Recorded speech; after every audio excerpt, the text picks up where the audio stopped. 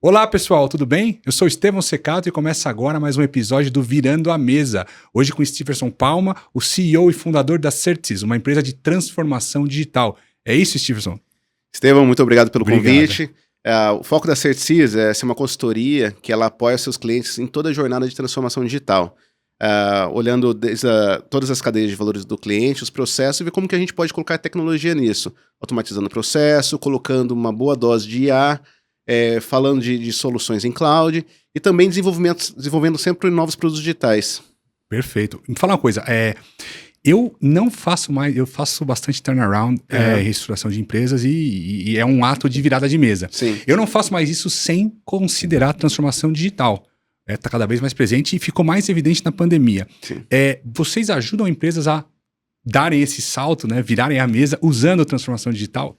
Sim, até você mencionou a pandemia, e no momento da pandemia foi o momento que a gente viu isso mais latente, porque nós vimos clientes que do dia para a noite não tinha como escoar produção, não tinha como realizar vendas, porque não tinha um canal digital para realizar isso. Então, até algumas pessoas na época falavam que a gente saiu de uma era de Flintstones para Jetsons em questão de meses.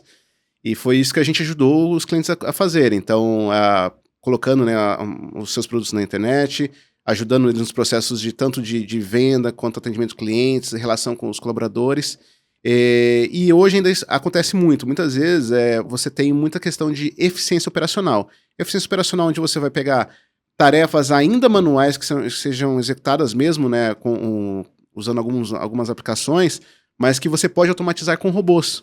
Então, essa também é uma hora de virada de mesa, onde você vai cortar custo, colocar eficiência e reduzir riscos e erros para o cliente. Então, você pode usar a transformação digital tanto para melhorar o customer experience, né, a experiência do consumidor, ele vai chegar Perfeito. Mais facilmente ao seu produto, Uhum. tanto para isso quanto para a redução de custos, né? Exatamente. Perfeito. Então, tem duas frentes que TI sempre vai ajudar. Tanto ajudar o cliente a vender mais, quanto ajudar ele a gastar menos. Se for com esse discurso, né, você tem, né, algum projeto para fazer. Fora disso, aí talvez alguma coisa regulatória, alguma coisa de segurança. Mas quando você fala de transformação digital, a maioria das vezes é olhar ou à frente, quando você vende, ou quanto você gasta, de forma a economizar isso. E quais são as principais ferramentas aí que tem de transformação digital? É que transformação digital ela é um conceito. Então ela passa para entender pelo o processo do cliente, a jornada do cliente, como ela gera valor e de que forma que a gente pode digitalizar aquilo, colocar tecnologia para melhorar tanto o customer experience como o trabalho em si do colaborador que está executando essa jornada. E quais são as ferramentas? Bot? Aqui tem várias, né? Mas na Certis nós trabalhamos com 3 áreas principais, 3 business units principais.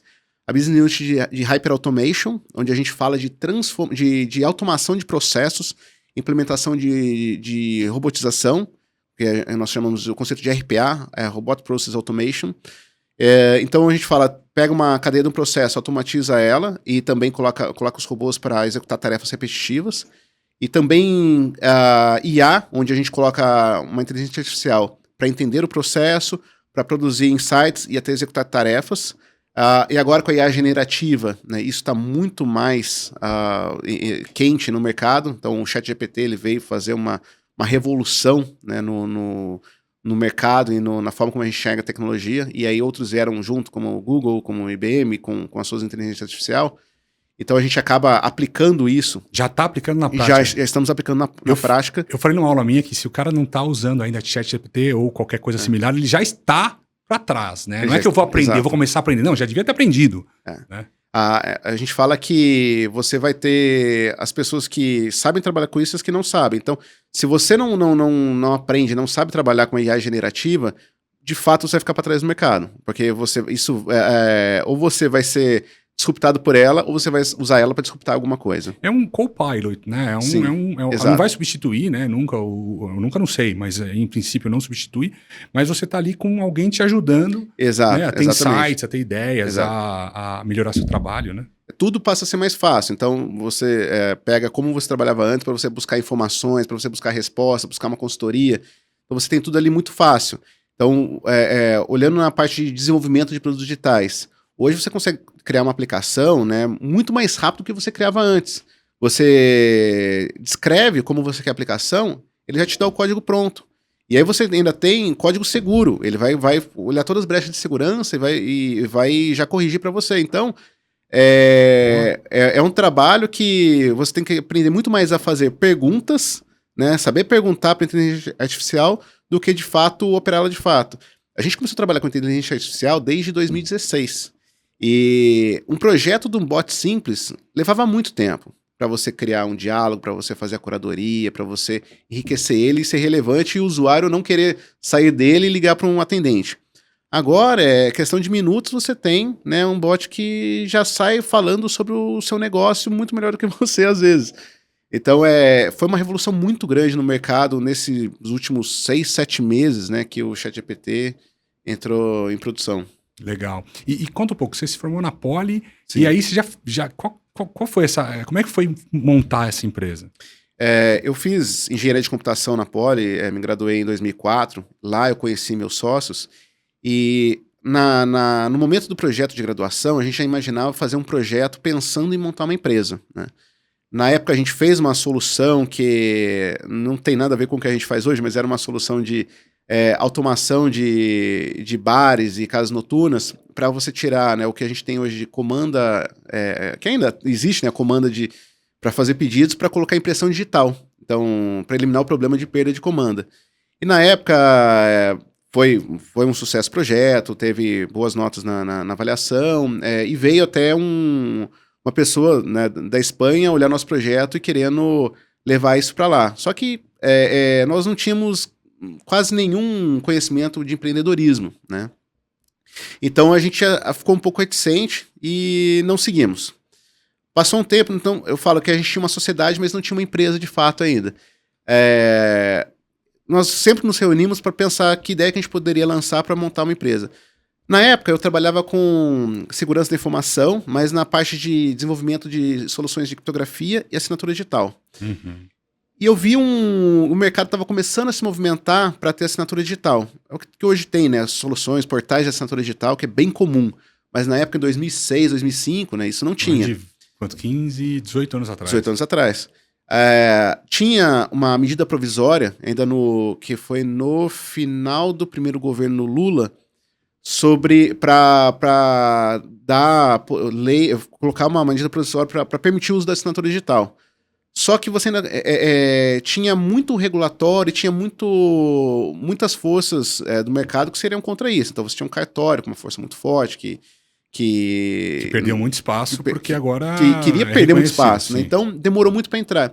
Então naquele momento a gente teve a ideia da solução do portal de assinatura digital e não tinha, né, esses vários portais que existem hoje. Na época, na verdade, acho que não tinha nenhum. Então ia ser um dos primeiros no mercado. Inclusive, só um parênteses, né? O cartório, ao perceber isso, jogou contra e não sei se procurou se adaptar e criar ou ser sócios de empresas que fazem isso, né?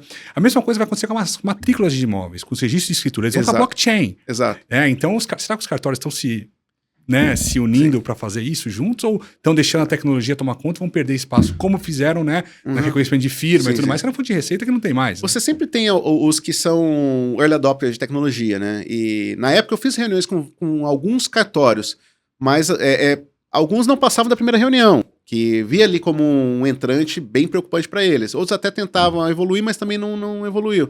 E no caso a solução ela não deu sequência porque não tinha funding. Então no final virou uma empresa uma consultoria de serviços, que foi onde a gente cresceu. E essa parte das matrículas de imóveis, eu acredito que vai acontecer a mesma coisa. Vai ter alguém mais inovador que vai levar alguém com mais força. Sempre tem alguém que paga o preço de ser o primeiro. Sim. E depois outros vão na sequência.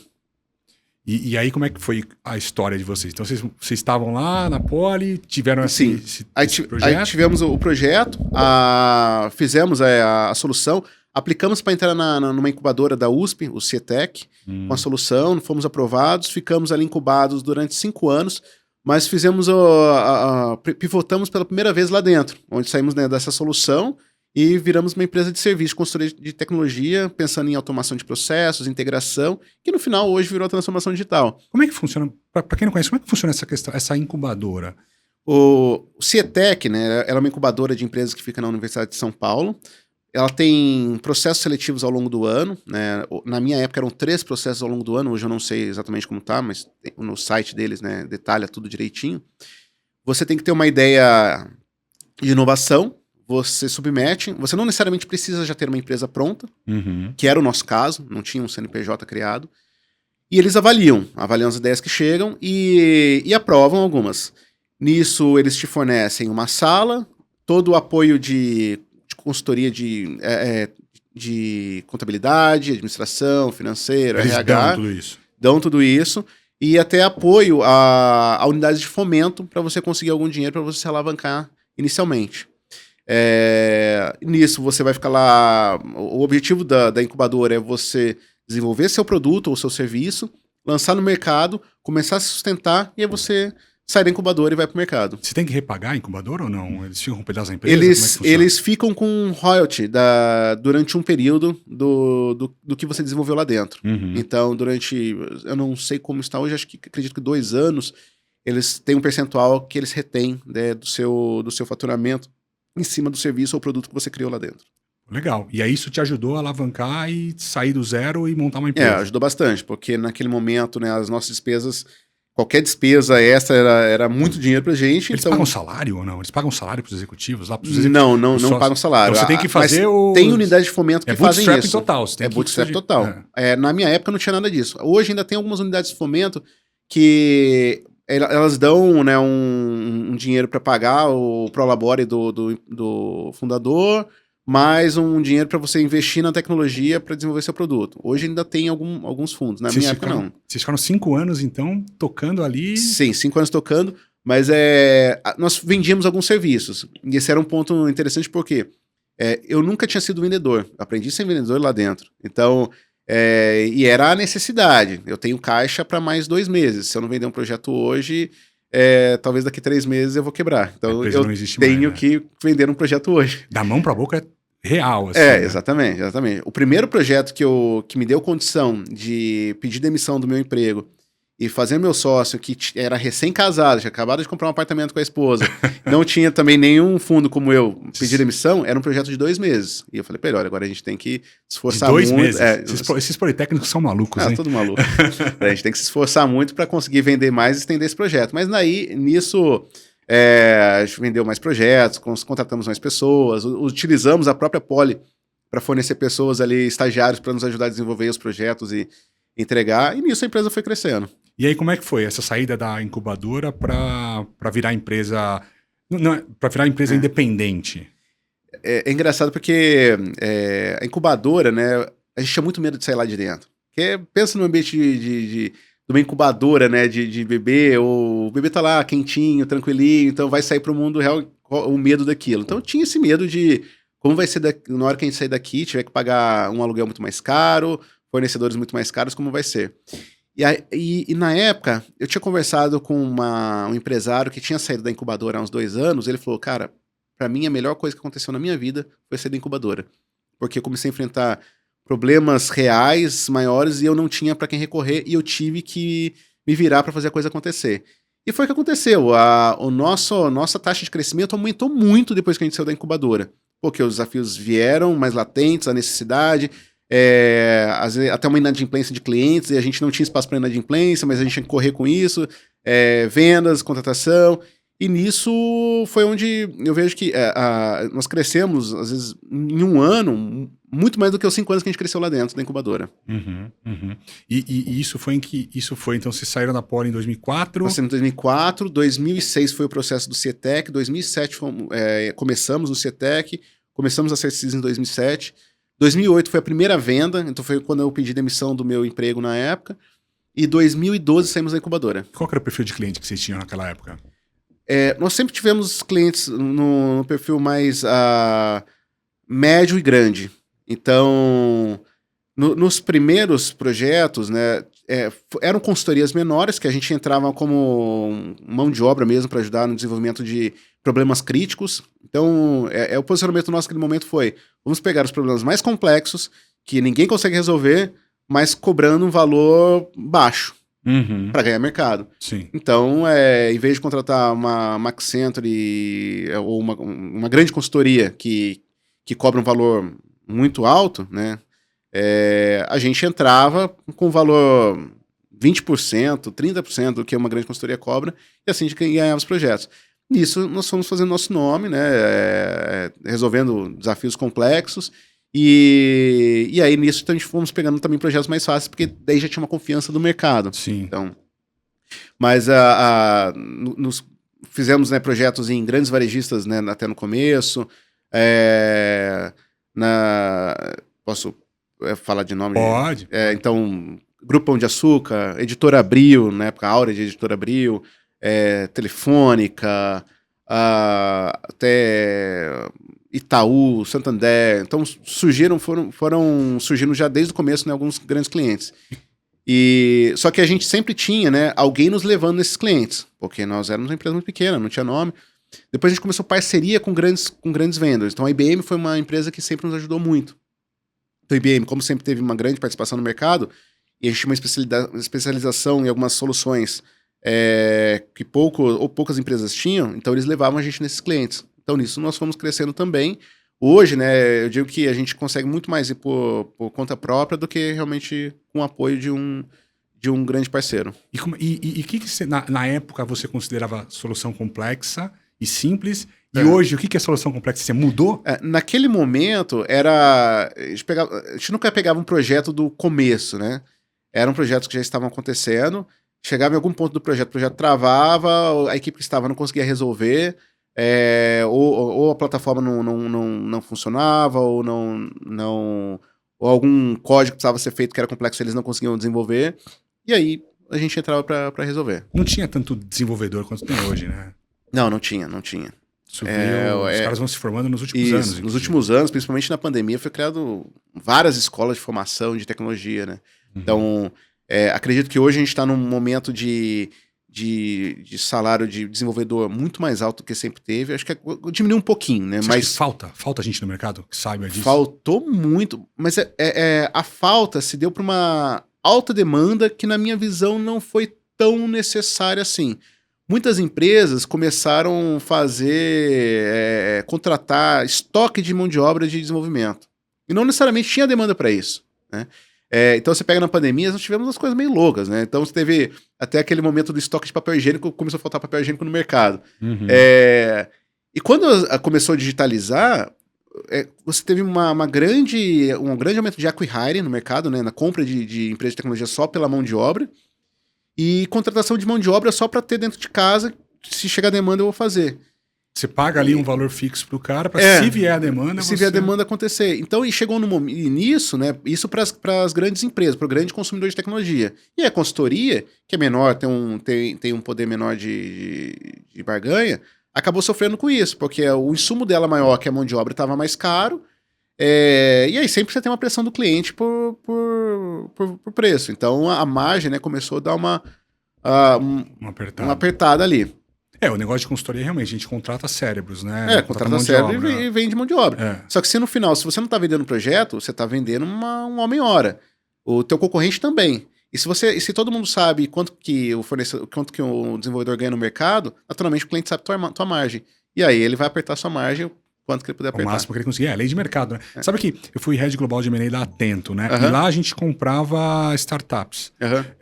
E tinha muita dificuldade nessa questão de mudança de mindset da área comercial, de parar de vender homem-hora e começar a vender eficiência, né? Então, a tese era, se é uma startup, se junta com a Atento, que tem 400 clientes grandes do mundo inteiro, fatura 10 bi, eu vou pegar a sua startup que fatura 1 milhão, 2 milhões por mês e vai virar 40, 50 milhões por mês. Sim. O que eles esqueceram de colocar e faturar é que os vendedores aqui não estavam alinhados com vender isso daqui. Exato. Né? E aí tivemos que ter uma mudança de cultura, e mudança de cultura imposta por mudança de remuneração dos executivos aqui. Se você não vender eficiência, você não vai ganhar mais bônus. Então você não passa a ser medido mais por homem-hora, e agora você passa a ser medido por margem. Né? E aí conseguiu fazer a integração um pouco mais fácil. A gente sempre trabalhou nisso, na remuneração baseada em margem.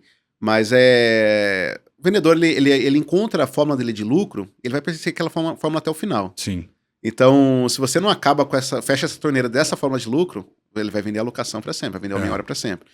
E também tem a questão de você ter que combinar com o mercado. Então, se o mercado não comprar, né, talvez não venha. Na pandemia, a gente saltou, na época de 180 pessoas na empresa, para 600 pessoas. Triplicou na pandemia. E qual foi a grande avenida de crescimento? De fato, foi a venda de homem-hora, naquele momento. Porque o mercado estava comprando isso. Sim. Então, ou eu fechava a porta para aquilo e me mantinha vendendo eficiência, ou eu me abria para aquilo. Claro. E foi aí que escolheu se abrir. A flexibilidade é muito importante, né? Só que agora, o mercado já não está mais comprando tão facilmente homem-hora. E nem a gente quer vender, né? A gente voltou a se posicionar para vender eficiência. Por quê? É onde eu consigo ter uma margem melhor. Eu consigo entregar um projeto melhor para o cliente. Senão eu vou entregar pessoas que talvez não necessariamente vai desenvolver o que o cliente precisa, não vai desenvolver o que o cliente idealizou inicialmente, você não gera um case, você não gera um ganho para o cliente. E você acaba, a hora que quando você está vendendo homem-hora, na verdade, você está agregando um pouco valor, porque você contrata, coloca a sua margenzinha lá, que é geralmente pequena, porque o cara sabe quanto você vai pagar, você está ali precificando. Sim. E está ganhando pouco e está tomando um risco fiscal, trabalhista e tudo mais. A hora que você vende eficiência, né, que é o que vocês estão fazendo muito bem, o cara não tem como precificar tão bem, porque ele não sabe o que você está fazendo ali. E você acaba se forçando a desenvolver pesquisa e desenvolvimento. Você acaba se forçando a ter mais eficiência na sua própria empresa e buscar novas soluções para os seus clientes, né? Isso tem um baita valor agregado. Exato. O mindset é diferente. Quando você fala de venda de homem-hora, o trade-off que o cliente vai fazer é, se eu contratar 10 desenvolvedores aqui para minha estrutura, eu vou pagar X mil reais. Se eu terceirizar com a Certsys, eu vou gastar 30% a menos.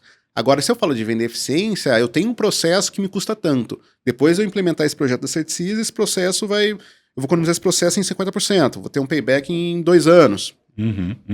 E me fala uma coisa, Stevenson. Quando vocês saíram lá da incubadora, montaram a empresa, começaram a crescer em 2012, tiveram momentos de crise na empresa? Sim. Crises e mudanças e viradas de mesa. Eu até falo que uma coisa que eu tenho, que eu quero que a Certsys seja uma empresa. Eu admiro muito empresas que duram muito tempo. Até empresas na Europa você vê bastante empresas de 500 anos, né? Eu estou estudando com um colega alemão que ele tem uma empresa familiar que é uma das joalherias mais antigas da Alemanha, desde 1500. Então, eu admiro muito as empresas que são empresas cervejarias têm 1000 anos. Cervejarias têm 1000 anos, são empresas extremamente resilientes. Só que a única certeza que a gente tem é que essa empresa ela mudou muito ao longo do tempo e passou por muitas crises. Então eu falo para o time todo que a única coisa que eu tenho certeza na empresa é que daqui a 10 anos a gente vai estar fazendo muita coisa diferente do que a gente está fazendo hoje. Você faz totalmente diferente do que fazia há 10 anos. Exato. Né? E a gente tem que se preparar para essa mudança, né? Então a gente tem que estar sempre se preparando para mudar nossas vidas, a organização e o mundo. É assim que a gente vai evoluir, é assim que a gente vai conseguir continuar perene. Senão a gente vai ser disruptado. Então, e geralmente essas mudanças vêm na crise. Então, começa lá pelo começo, né? Eu tinha uma solução de assinatura digital que acho que as pessoas olham hoje e falam, pô, você é maluco, você foi um dos primeiros no mercado, por que você não continuou? Você teria um unicórnio hoje. Talvez. Mas naquele momento eu não tinha fundo para fazer isso. Você não tinha uma oferta de capital como você tem hoje. Hoje está um pouquinho menos, né? Por conta de crise financeira, mas você tem uma grande oferta de capital. Naquela época era mais incomum não isso. Não tinha uns VCs ainda, botando dinheiro, seed money, sem... Assim, né, você vê muito VC colocando dinheiro em coisa ruim e coisa boa também, né, na média dá bom, né, eles estão ganhando um dinheiro legal. Agora, a oferta de crédito e de dinheiro no mercado cresceu muito nos últimos anos. Sim. Né? Agora, aqui no Brasil, está um pouco menor por conta da questão macro. Os Estados Unidos também, porque eles viram que muitos deles não se pagaram, né? Muitos deles surfaram uma onda que não tinha ali. Pô, a empresa perdendo dinheiro e só conseguia se rentabilizar nas novas entradas de capital. Mas, de qualquer forma, na tua época, ela não tinha isso ainda. Não, né? não tinha. Era só Private Equity, estava também... Alguma coisa de Private Equity e também algumas unidades de fomento. Então, você tinha lá um FINEP, você tinha um BNDES, mas também era bem difícil você conseguir. E não tinha como escalar. E não conseguia. Então, no final, mesmo tem a burocracia, né? Você consegue um desse, demora muito tempo pra você ver o dinheiro. Sim. E às vezes você não tem esse tempo. Então, como eu falei, eu tinha projetos de 1 mês, 2 meses. 3 meses a empresa não iria existir mais. Então, foi a primeira crise que precisamos, vamos ter que sair um pouco da solução e vamos focar mais nessa linha que está dando algum dinheiro, que é resolver desafios complexos em tecnologia. no desenvolvimento, na automação de processos. E era vocês ali mão na massa mesmo? Mão na massa, 16 mão na horas massa. por dia, 20 horas por dia trabalhando? Sim. Dormia muitas vezes com o laptop na cama, acordava de madrugada, trabalhava mais um pouco. Teve essas vezes a voltava... solução vem de madrugada, né, cara? Sim, e acontecia, era muito comum, né? É legal pra caramba, mas não sinto tanta saudade assim também disso, né? Eu gosto de estar com a minha família, né? Curtir minhas noites de sono também. Mas essa foi uma primeira mudança. Depois, a gente viu que isso também não ia escalar. Não é todo mundo que tem problemas complexos no nível que a gente precisava resolver e eventualmente pagando o que a gente ia precisar para manter uma equipe altamente especializada. Então, começamos a parcerizar com fornecedores de tecnologia. Como né? que é essa parceria? Você... no próprio site, né, do fornecedor, tem lá um programa de canais, você aplica para esse programa de canais, desenvolve um plano de negócios junto, de como você vai ajudá-lo a vender mais e onde você pode agregar mais valor para ele. E aí o fornecedor vai te aceitar ou não. Vai ter alguma exigência de certificação técnica em cima das soluções, alguma exigência de que você já tenha conhecimento do mercado, né, alguma base de clientes, e aí vocês passam a trabalhar juntos. E nisso, ali, bom, agora a gente passa a ter uma força de vendas muito maior, porque tem um grande fabricante de tecnologia nos ajudando. Eu assessorei uma empresa de notebooks e desktops que tinha parceria com a Intel e com a Microsoft.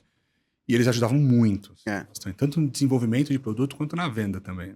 Porque no final, o grande fabricante de tecnologia, ele fabrica uma solução. Só que se não tiver alguém para implementar e catequizar o usuário de como utilizar, o cliente como utilizar, não vai ter valor dessa solução. Então o ecossistema é extremamente importante para este mundo funcionar. Então é onde a gente viu uma janela de oportunidade. E é onde nós crescemos.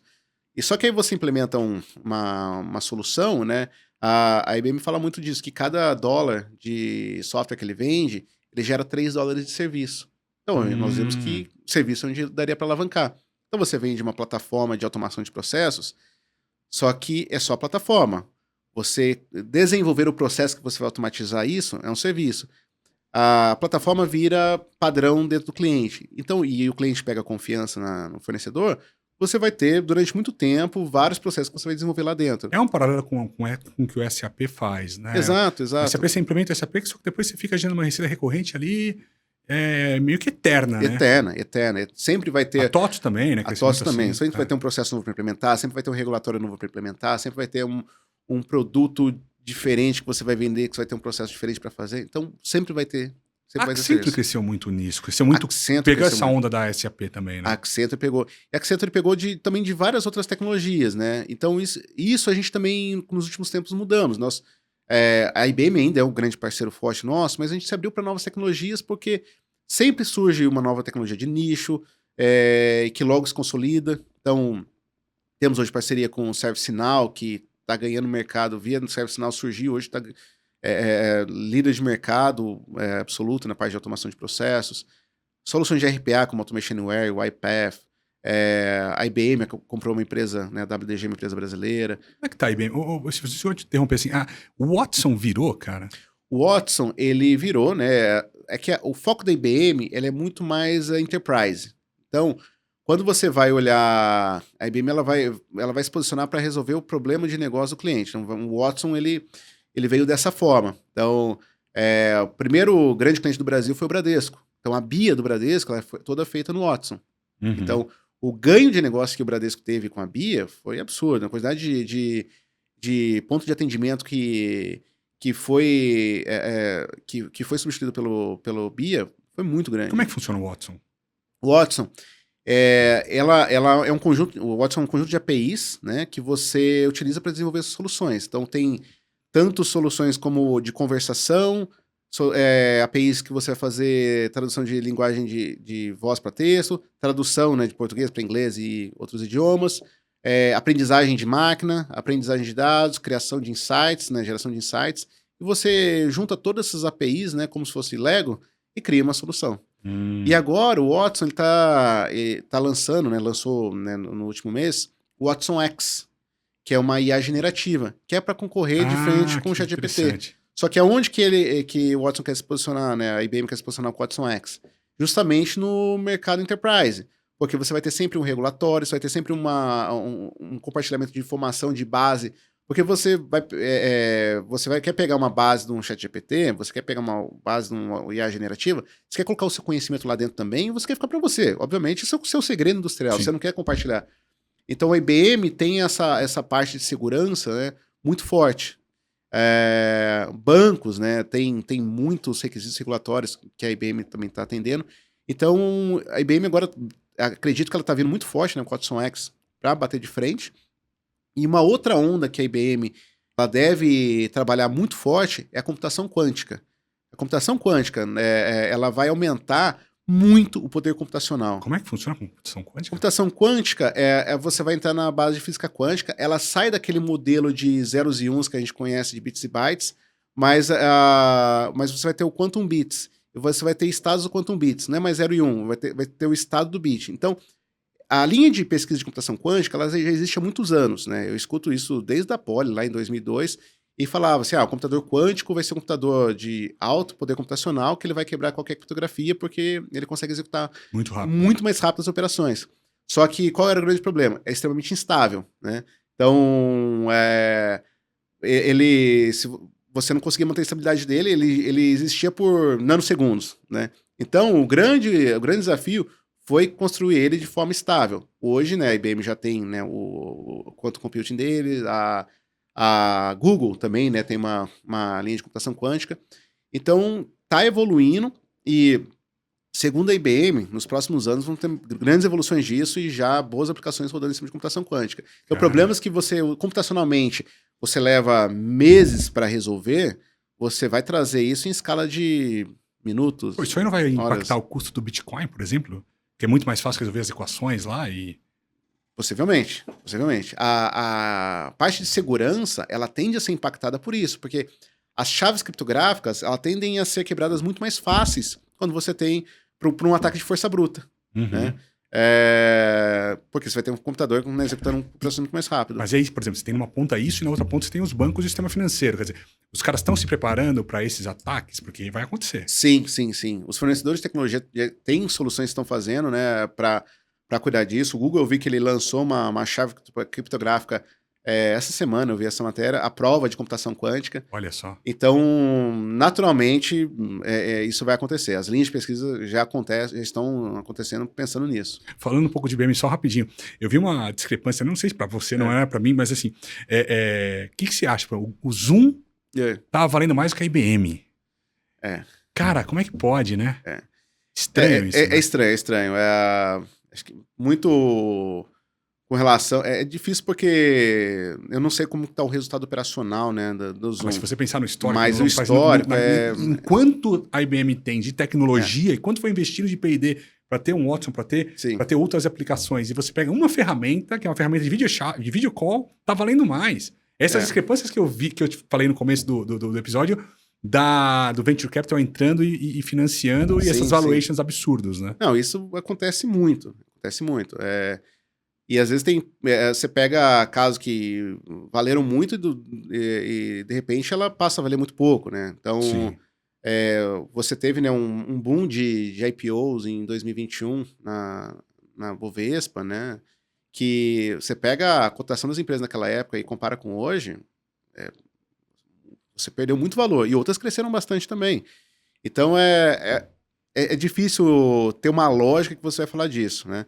É que o Zoom, ele tem um potencial de mercado muito grande porque praticamente todo usuário tem um Zoom instalado. Sim, é muito fácil de usar, né? Então, se você pensar como empresa, numa futura estratégia de cross-sell, você tem uma base instalada absurda. Meio que um paralelo com o WhatsApp aí, né? IBM não. IBM o WhatsApp. Quando que o WhatsApp foi ter receita? E por quanto que foi vendido o WhatsApp? Sim. Então, são paralelos interessantes. Quer dizer, pela base de usuário instalado, acaba valendo muito, né? E me fala uma coisa. Como é que foi a pandemia para vocês? Vocês cresceram para 180 funcionários, para 600? Sim. E manteve? Como é que vocês lidaram? No começo, a gente ficou com bastante medo, né? Ninguém sabia o que ia acontecer. Então... Tudo CLT? Não. PJ, depois CLT? Vários PJs, né? A seletização veio um pouco depois, mas... O mercado de TI, só para ganhar, o mercado de TI é bastante comum PJ, né? É muito comum. É muito comum. E na pandemia ficou mais comum ainda, porque você tinha muitos desenvolvedores que a gente fala que estava em dupla ou tripla jornada. Sim, verdade. Então, PJs Tem um amigo meu que trabalhando... tinha dois empregos, né? Tinha dois Sim, clientes, na verdade, sim. né? E se funcionar bem, eu acho que é extremamente interessante, porque é Você a paga cadeia o de cara, valor. e você paga por produtividade. desse Exato, jeito. é a cadeia de valor. É a forma de você transformar essa cadeia e não necessariamente... O desenvolvedor, ele fica mais livre para fazer da forma como ele quiser, trabalha para várias De empresas. madrugada, fim de semana, aquele whatever. E a empresa vai usar, né, o slot que ela contratar dele e vai juntar aquilo para trabalhar e produzir algo de valor para o cliente dela. Sim. Então, é interessante. Então, naquele momento, nós crescemos com bastante, né, vários PJs também, mas chegou um momento que ele falou, não, agora vamos, por estratégia, deixar só CLT na empresa. Então, também, hoje é só CLT. Mas, voltando à pandemia, ali a gente tinha muita preocupação no que ia acontecer, se o cliente ia conseguir continuar comprando, se tinha cliente que ia deixar de existir porque o negócio ia ser disruptado. Se vocês iam ficar com inadimplência alta. Com inadimplência Aumentou o alta. inadimplemento? Não. A gente, assim, o mercado de tecnologia foi um ano mágico, porque você tinha alta demanda, alta geração de empregos e um capital baixo, que era a época onde o nosso juro estava mais baixo. Sim. Então, as empresas que conseguiram se estruturar ali deram muito bem. Né? Então, pra gente foi um ano muito bom. Chegou 2021, 20 a gente cresceu, 21 a gente cresceu, 22 o mercado, a taxa de crescimento diminuiu um pouco. Andou mais de lado. Por quê? Aí começaram a ver os grandes layoffs de tecnologia. Direto eu recebia listas de desenvolvedores que estavam sendo demitidos. Cara, eu lembro disso aí, umas notícias tipo, Loft demite, sei lá, 500 pessoas, uma coisa absurda. Isso foi o reflexo de fizeram estoque de mão de obra e não necessariamente precisava daquela mão de obra, né? E agora, então, volta para um momento que eu gosto, pô, vender eficiência e vender inteligência. Hoje está um pouco menor do que estava naquela época, então hoje a Certis está em torno de 400 pessoas, só que, apesar de 400 pessoas, nosso revenue por headcount, por FTE, ele está muito maior do que antes, porque eu consigo vender mais inteligência. Sim. Você tem basicamente 400 desenvolvedores ali. Sim. Caramba. 85% da empresa é formada por desenvolvedores, por consultores técnicos. E me fala uma coisa, e do ponto de vista financeiro, vocês também aumentaram bastante a receita? Sim, aumentamos Legal. bastante. Aproveitamos essa janela de oportunidade, conseguimos novos clientes, conseguimos clientes de perfil maior, que tem uma contribuição muito maior na nossa receita anual, e fez parte também, né, da nossa estratégia de crescimento. Então, temos um plano estratégico de ainda triplicar a empresa nos próximos 5 anos, então fez parte dessa estratégia nas avenidas de crescimento que a gente buscou. Hein? E nesses anos todos aí, quais foram os momentos que você fala, puta, esse momento foi de inflexão, virada de mesa? O que você fala pra gente? Acho que desde o começo, né, já foi de inflexão de ou eu iria para a solução, ser uma empresa de software, uma empresa de serviço, e que se eu, de repente, optasse pela empresa de software, talvez eu teria durado 6 meses. Depois, quando nós entramos na parceria com a IBM, às vezes você tem muito que fazer um serviço, o que a gente chama de POC, né, de prova de conceito, para vender uma solução, e às vezes essas POCs acabam levando muito tempo. Custando. E a gente não tinha estrutura para isso. POC é o que? Proof of Concept. Proof of Concept. Que funciona mais ou menos como? Você tem eu pego faço um pequeno piloto do que o cliente quer que entregue, mostro para ele, mas faço em produção, faço na estrutura dele. Então você arca com isso. Arco com isso. E naquele momento, tiveram clientes que demoraram muito para comprar e eu quase quebrei. Então, só que aquele momento onde o fundador zera seu Prolabore, vai priorizar, né, as outras contas, os outros colaboradores, vai fazer a coisa acontecer, vai tentar vender algum projeto menor para a coisa andar. Foi onde a gente teve que tomar pela primeira vez capital para poder segurar a empresa, e a empresa seguiu, né? Que foi um momento de inflexão.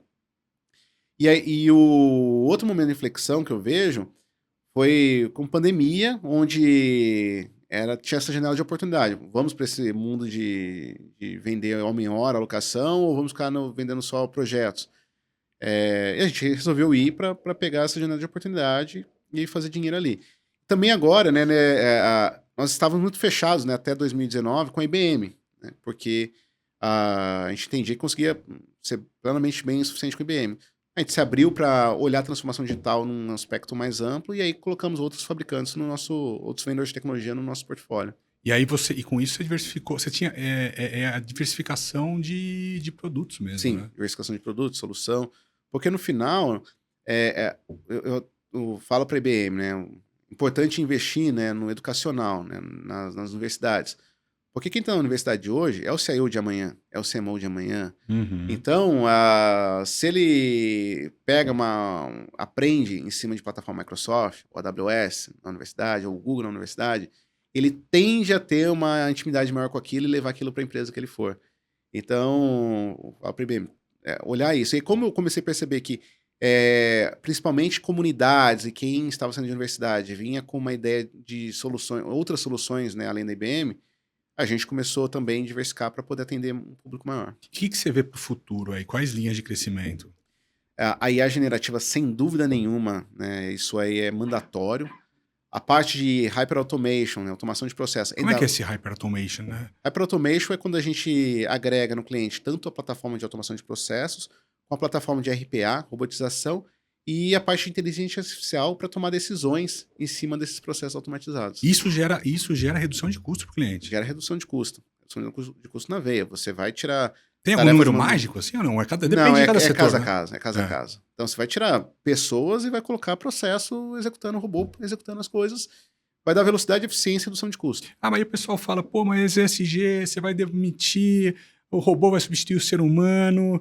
Pô, só que ao mesmo tempo você tem lá um custo de aquisição de bens básicos também caindo, né? Sim. Eu não sei se eu acompanho bastante o Peter Diamandis, né? Que tem as curvas lá de índice de mortalidade, índice de educação subindo, custo de acesso a healthcare, à saúde caindo, a moradia caindo. Então, ao mesmo tempo que você tem um aumento, né, do número de demissões, e as pessoas têm que procurar outras atividades, e quem está sendo demitido é porque também provavelmente não está se educando sobre o que está acontecendo no mundo, você tem na outra ponta o custo cada vez menor de acesso às necessidades básicas. Né? Isso. Só que se você vai para esse ponto de redução de empregos, de fato você tem, né? Eu não digo que você vai necessariamente aumentar o desemprego. Eu digo que você vai mudar o perfil do emprego. Porque, historicamente, a gente sempre teve esse problema.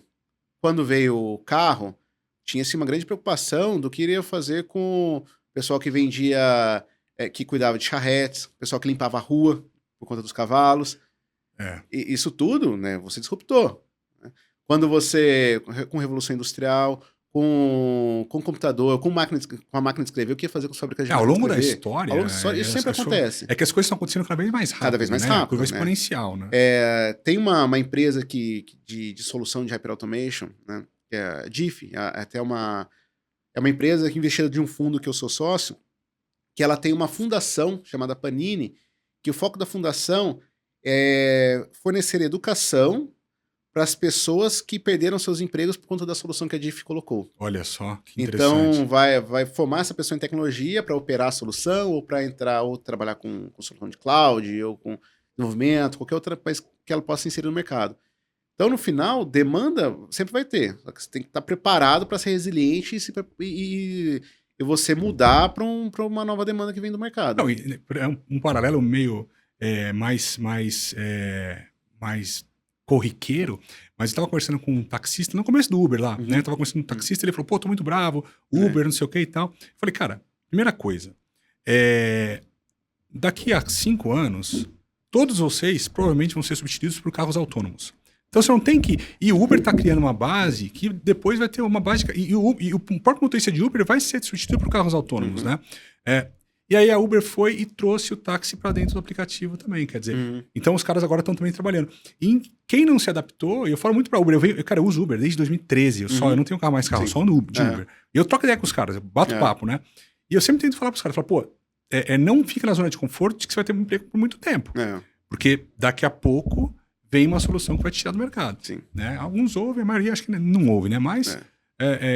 o mundo é isso, tem que se adaptar o tempo todo, cara. Todas as empresas, eu mesmo, como professor, como apresentador, tá sempre tentando, né, como consultor também, trazer novas tecnologias para os nossos negócios. Então, por exemplo, voltando ao tema transformação digital.